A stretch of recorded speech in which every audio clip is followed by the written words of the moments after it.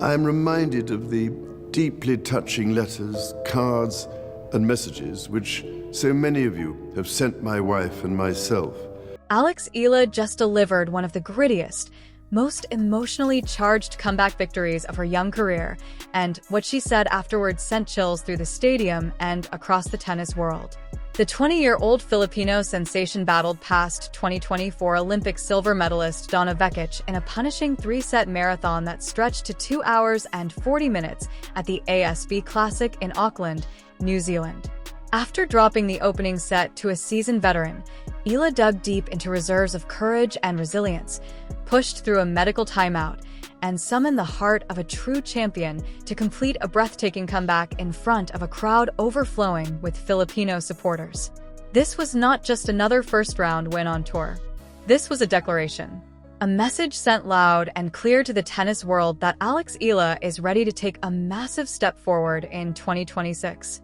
And when she finally took the microphone after match point, the words she shared perfectly captured why she is rapidly becoming one of the most beloved rising stars in the sport.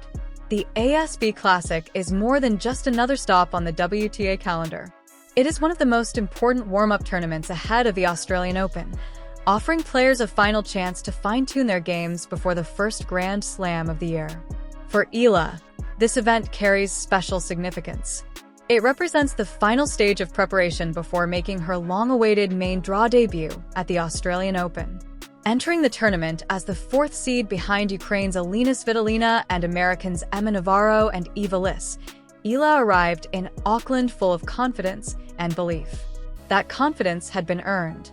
Just one day earlier, she had teamed up with Eva Liss to stun tennis icon Venus Williams and Svitolina in a thrilling doubles match, saving 8 set points in a dramatic first-set tiebreak before pulling away to secure the victory. That win alone showed that Ela could thrive under pressure and rise to the occasion on a big stage.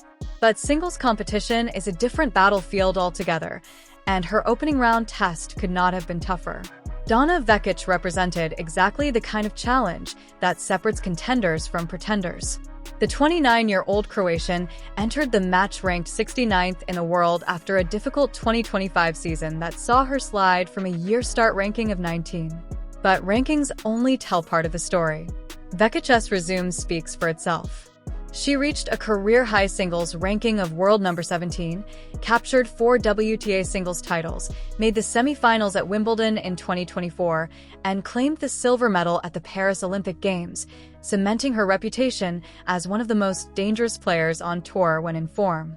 She arrived in Auckland determined to reset her career, armed with a new coach previously linked to players like Katie Boulter and Boljana Jovanovski, as well as a new clothing sponsor, signaling a fresh chapter in her journey back to the top. For Ela, this was her first ever meeting with Vekic, and the contrast between the two made the matchup fascinating. Both players rely on aggressive baseline power and fearless shot-making, but their paths to this moment could not have been more different. Ela, ranked 53rd in the world, is still carving out her place on tour after a breakthrough 2025 season that included a stunning run to the Miami Open semifinals with wins over elite opponents, her first WTA title at the Guadalajara Open, and the historic achievement of becoming the first Filipino player to break into the WTA Top 50. Vekic, meanwhile, is fighting to prove that her struggles in 2025 were an anomaly rather than the beginning of a decline as she approaches 30. On paper, Vekic held a clear edge in one crucial area: the serve. She has long been one of the tour's most prolific ace producers, recently firing 19 aces across her previous 3 matches despite also battling inconsistency with double faults. Ela's serve, by contrast, has often been cited as the weakest part of her game, making her return performance and baseline pressure absolutely vital. When the match began on center court, Ela wasted no time making her intentions clear. She exploded out of the gates with fearless aggression, racing to a 3-0 lead by breaking Vekic early and dictating play with heavy, penetrating ground strokes. The silence shattered the moment the door opened. No announcement preceded it. No pause allowed the room to prepare. The presence that entered carried certainty, confidence, and calculation. Queen Camilla stepped into the study as if summoned by instinct rather than invitation. Her arrival shifted the atmosphere instantly, turning a private deliberation into an unavoidable confrontation. The quiet strategy that had filled the chamber moments earlier dissolved under the weight of her gaze. She moved with purpose, her posture deliberate, every detail of her appearance composed to project command. Her eyes scanned the room, stopping first on the document in William's hands, then settling on Charles. Understanding flashed across her expression without a single word being spoken. The plan had been uncovered. Whatever had been intended to remain unseen was now exposed. Her voice, when it came, was smooth and controlled. She spoke not in shock, but in accusation. This was not confusion. It was recognition. She advanced toward the table, placing a hand on Charles's shoulder, a gesture that appeared intimate, yet carried unmistakable pressure. Her words framed the decision not as preservation, but as exclusion. Authority, she implied, was being redistributed without her consent. William attempted to speak, but the look she gave him halted the effort instantly. It was not anger alone that filled the room, but something sharper: calculation. She addressed Charles directly, questioning the legality, the optics, and the consequences. Her argument was precise. Power, she insisted, could not simply be reassigned while the king remained alive and present. Such a move, in her framing, weakened the institution and diminished those tied to it. She proposed an alternative: shared control, equal authority, a structure that placed her at the center rather than the margins. Her tone suggested reason, but the demand beneath it was unmistakable. When resistance followed, the threat emerged. Quiet, measured, devastating. Sensitive information, she implied, could surface. Narratives could shift. Stability could fracture under public scrutiny. The room tightened with tension. Princess and responded without hesitation, cutting through the moment with clarity and resolve. Titles, she reminded, did not equal sovereignty. Tradition had boundaries, and those boundaries were not flexible at will. The exchange revealed fault lines long concealed beneath ceremony. Loyalty clashed with ambition. Preservation confronted control. What unfolded was no longer theoretical. It was a struggle for influence, laid bare in a room heavy with history. When Camilla withdrew, the calm did not return. The implications lingered. A line had been crossed, and whatever followed would no longer remain contained within palace walls. By morning, the response arrived not through declarations, but through headlines. Screens lit up across the country with alarming language. The narrative was swift and ruthless. Stories painted a picture of decline, confusion, and urgency. Details once protected surfaced without context, framed to provoke concern and doubt. The king was described as fragile. The air was cast as impatient. The shift in tone was unmistakable. Public perception began to tilt. Sympathy gathered around the image of a devoted partner shielding a vulnerable monarch. Questions formed around William's actions. Motives were scrutinized. Legitimacy was challenged. The speed and precision of the coverage suggested coordination rather than coincidence. Within Kensington Palace, the effect was immediate. William absorbed the reports in silence, the weight of each word evident. Frustration simmered beneath restraint. He recognized the tactic for what it was. This was not policy debate. It was narrative warfare. The objective was not governance, but control of perception. Across the city, the story took hold. Each repetition reinforced doubt. Each hour, without correction, deepened uncertainty. The monarchy, long reliant on restraint and distance, found itself vulnerable to a strategy built on visibility and suggestion. Meanwhile, those guiding the narrative refined it further. Conversations with editors continued. Leaks multiplied.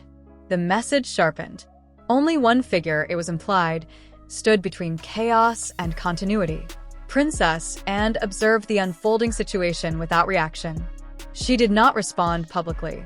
She did not counter through statements. Instead, she analyzed. Patterns emerged. Timelines aligned. The objective became clear. Control access. Control information. Control time. If allowed to continue, the strategy would succeed without a single formal move being made. By the third day, and acted, not with spectacle, but with precision.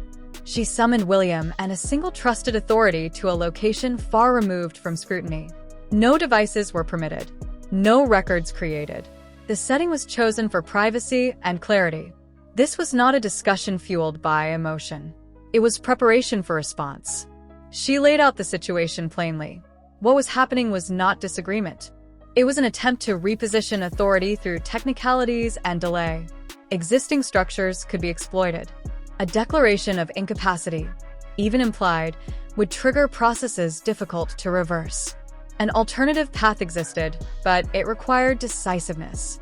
A formal directive rooted in prior intent, witnessed, unambiguous, implemented before narratives hardened into accepted truth. Timing mattered. Delay would only strengthen opposition. The plan formed quickly. Roles were assigned. Risks were acknowledged. There would be no secrecy now. Transparency would be used not for display, but for protection. If confrontation was inevitable, it would occur on terms chosen deliberately rather than reactively. As night approached once more, the palace prepared quietly. Movements adjusted. Access shifted. Authority realigned without announcement.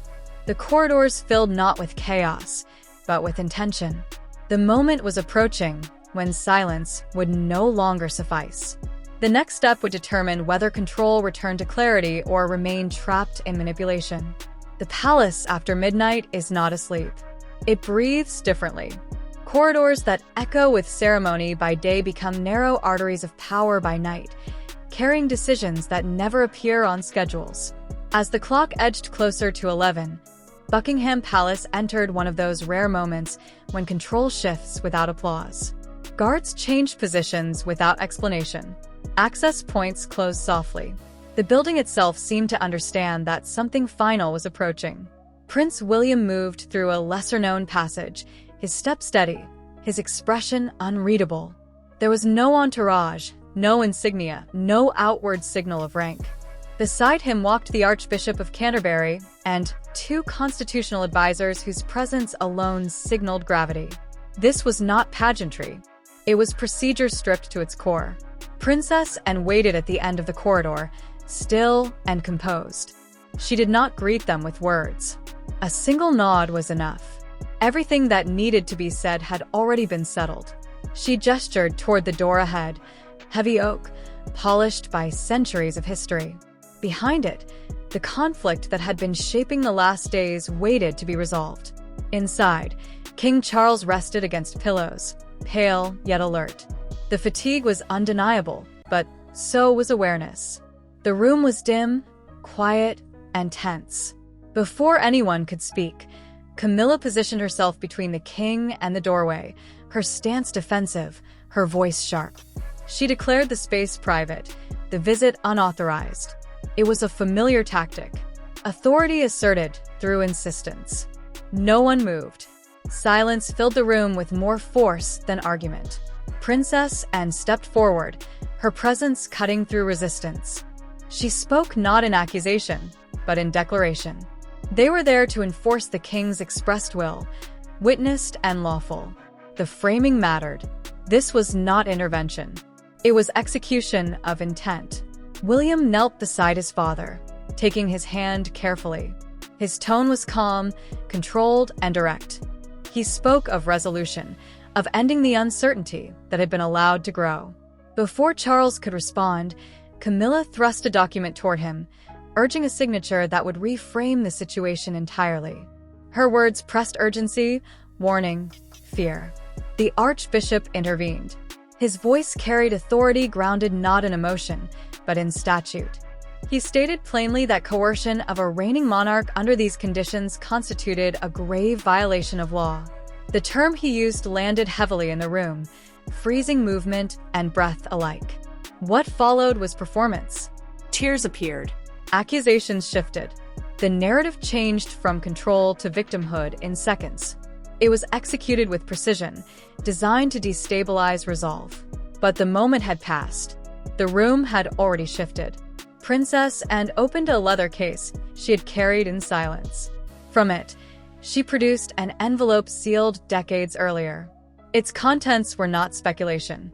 They were agreement, terms established long before the current crisis, witnessed by authority beyond dispute. She read aloud clauses that removed ambiguity entirely. Interference with succession carried consequences that could not be appealed or delayed. Camilla's composure collapsed. The room fell quiet once more. Then Charles spoke. His voice, though tired, was steady.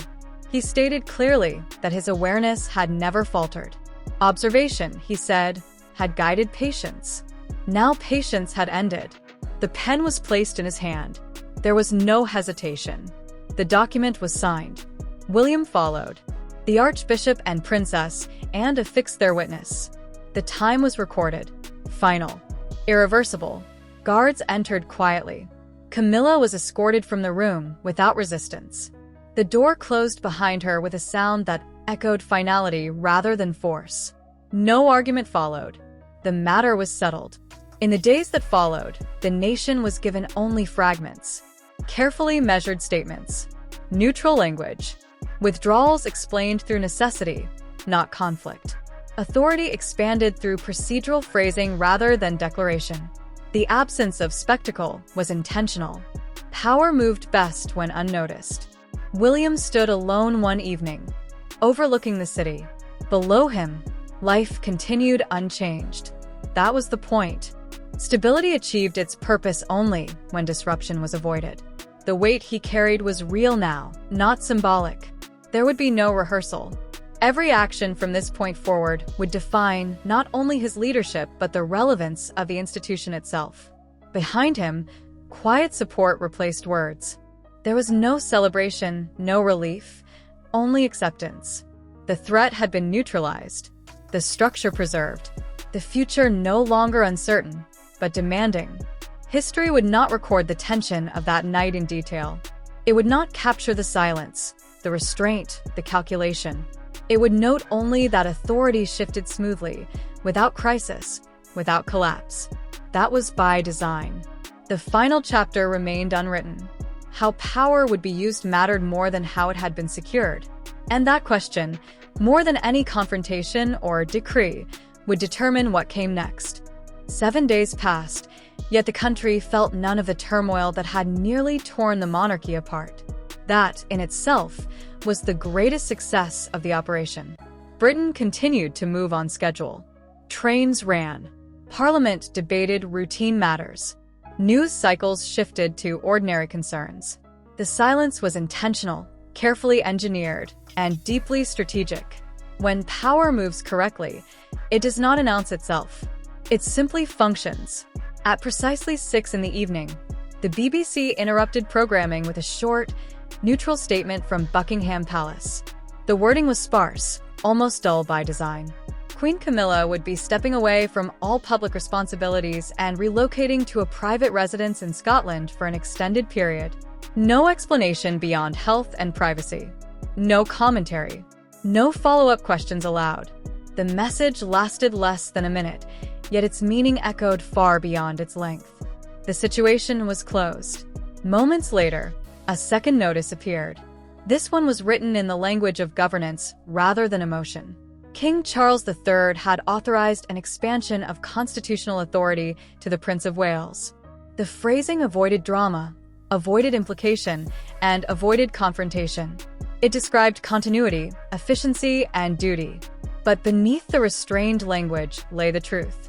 Operational control of the monarchy now rested fully with William. The transfer was complete, executed without ceremony, without applause, and without public dispute. That evening, as London settled into its familiar rhythm, Prince William stepped onto the palace balcony alone. There were no cameras waiting, no crowds gathering, no gestures exchanged. Below him, the city flowed as it always had, unaware of how narrowly it had avoided institutional fracture. The air was cold. The skyline glowed softly. Bells marked the hour. He did not wave. He did not acknowledge the moment outwardly. He simply observed. Kate joined him quietly, placing her hand over his. No words were exchanged. None were needed. This was not triumph. It was responsibility, heavy and uncelebrated. The weight that had shifted was now fully his, and there would be no gradual adjustment. The role was real, immediate, and unforgiving. A message arrived moments later. Brief. Direct. Confirmed. Camilla had arrived at her destination. Access restricted. Movement controlled. The situation resolved. William turned the screen dark and slipped the phone away. The final thread had been secured. From that moment on, the monarchy existed in a new state. Outwardly unchanged. Inwardly transformed. No crown had been lifted. No throne exchanged hands in public view. Yet the structure beneath the institution had realigned itself to survive. That was the defining achievement. Historians would one day search for the precise moment authority changed. They would find no parade, no declaration, no dramatic rupture. Instead, they would find documents, timings, and quiet procedural language. A signature placed before midnight. Witnesses standing without ceremony. A door closing softly. That was where the future turned. Deep within the royal archives, agreements drafted years earlier would remain untouched. Silent safeguards prepared long before they were needed. Plans made not in fear, but in foresight. Proof that the monarchy's endurance depended not on spectacle, but on preparation. With the crisis contained, attention turned forward. William did not inherit a symbolic role. He inherited an active one. The authority he now held allowed him to shape the monarchy not as an artifact, but as a living institution. Insiders described his approach as focused, unsentimental, and deliberate. He questioned customs not to erase them, but to test their relevance. Tradition, in his view, was not sacred by default. It had to earn its place. This did not mean reckless change. It meant thoughtful revision. Every engagement, every statement, every absence would be intentional. The monarchy would no longer rely solely on distance and mystique. It would communicate clarity, restraint, and purpose. Not louder, but smarter. William understood the risk. Authority invites scrutiny. Every decision would be weighed by history, media, and public opinion. Balance would be essential. Stability without stagnation. Progress without rupture. The institution had survived the immediate threat, but survival alone was not enough. Relevance had to be maintained. Small shifts began quietly. Adjustments in scheduling. Changes in emphasis. A recalibration of how the monarchy interacted with the public and the press. Nothing abrupt. Nothing theatrical. Just steady alignment with a world that no longer tolerated silence as strength. This marked the end of passive stewardship. Leadership was no longer inherited and deferred. It was active, present, and accountable. William did not step into legend. He stepped into responsibility. The monarchy had faced betrayal, ambition, and internal fracture. It emerged intact not because it resisted change, but because it embraced it at the precise moment it was needed. This was not the end of a reign. It was the beginning of a different kind of rule. History would remember this period not for scandal or collapse, but for restraint. For action taken without spectacle. For power transferred without destabilization. Tradition met foresight and the institution adapted. A new era had begun, not with applause, but with resolve. What do you think about this quiet transfer of authority? Did it set a new precedent for the monarchy's future? Share your thoughts in the comments, and don't forget to subscribe to this channel so you never miss stories like this.